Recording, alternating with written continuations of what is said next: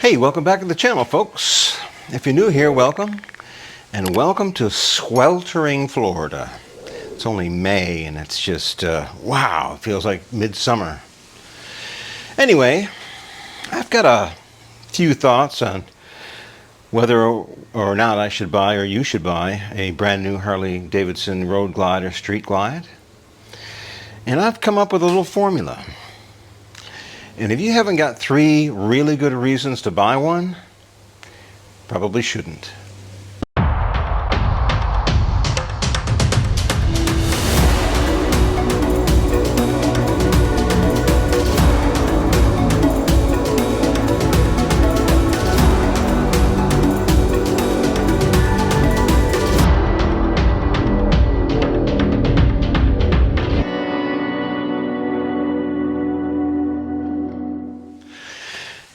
Yeah, it's so hot. I had to get out one of the shirts I wore on the cruise.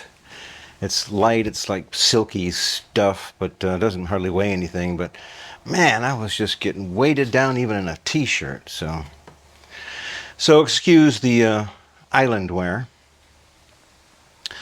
Anyway, in years in the past, I've always had 3 really good reasons to buy a motorcycle, and usually upgrading to either a year old or a brand new one.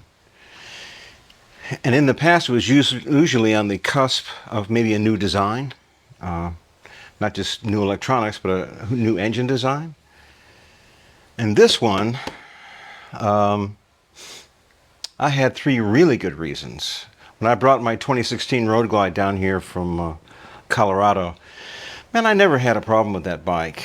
I loved it. The twin cam works really well in moderate temperatures, and especially in the colder weather. And it was great up there. When I brought it to Florida, I realized this twin cam is not going to cut it. I did all kinds of modifications to it, and I realized that I needed a Milwaukee 8 to really fight off this heat down here. Not only was it better heat-wise, had better oil circulation, had some better upgrades I could do down here for the heat. But it gave me 3 good reasons to do it: new engine design, better electronics, better heat control. So that I could tell the wife, I said, look, I've got to have this. And I really had to make her understand those 3 reasons. Well, I've been trying to come up with 3 reasons to get a new 2024. I just can't. I just don't think there is a good reason to, but I have 3 good reasons not to. I'll start with number 3 first. First off, it's just jumping at the new, best, glittery thing. And I don't think I need to do that. There's nothing wrong with this motorcycle, and it can take me everywhere that a brand new one's going to take me. And for what I use it for, the 2024 is just not going to buy me anything. I just can't. I can't justify getting the bike, putting some more money into it, getting it the way I want. It's just, I didn't have a reason to not like what I currently have. 2. This is kind of a 2-parter, I think. The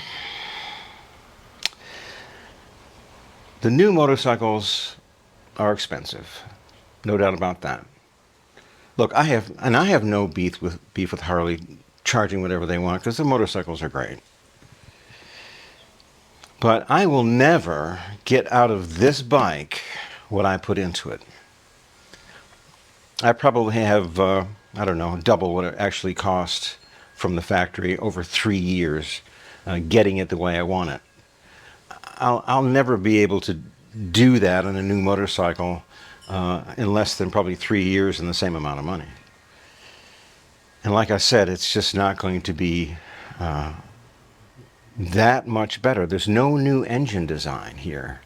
This is electronics, and I can't see that the new electronics are that much more beneficial. Now, I know it gets better gas mileage, but when this thing came out, I was still getting 50 miles to the gallon, and I think that's what the 2024s are getting. So it's just not worth it.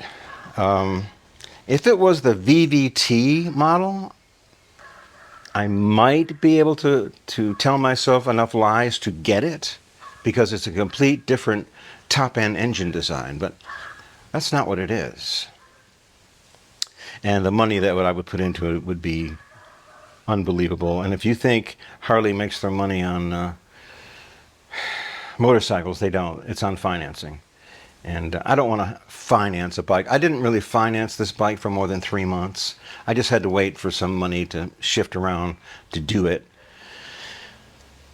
But the amount of money it would take to finance the new bike is astronomical. And they may have lowered the price on the bike, but if you think they lowered the interest rates, you better think again. I think they lowered it because the interest rates went up so high. And that's where they make their money. And I just can't justify, just financing it and dumping all that money into a new bike. Which brings me to my number one reason why I won't buy a brand new 2024 Road Glide. That is the new technology, for multiple reasons. The new electronics. Part A of the number one reason is I don't trust yet, because the entire motorcycle runs off that screen. If you lose that screen, you lose the bike. I can lose my screen here all day long. It's not going to bother me. I've got gauges, a lot of analog stuff. And the second part of it is the 2024s will someday be used. Hope that didn't make a bunch of noise. It's hot.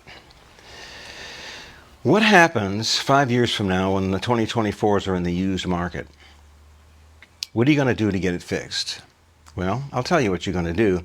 You're going to take it to Harley Davidson, because they do not want anyone touching these bikes. They have a certain reputation to maintain about their bikes and the quality control. There's so much software on those new bikes, and it's proprietary. They are not going to give that software to independent shops. I do not see them doing it. I think they want the revenue stream and actually have more money to come in to pay for those bikes. Everyone's doing it. I don't care. It's cars, appliances, whatever. That's the new way of things. And I don't want to be 5 years down the road and all of a sudden I can't find anyone to fix my bike except for Harley Davidson.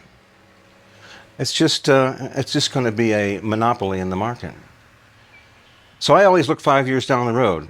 And right now I don't see it being great for the new bikes and the new software. So anyway, that's my 3 reasons. If you've got a couple of reasons, put them down in the comments. I'd like to hear them.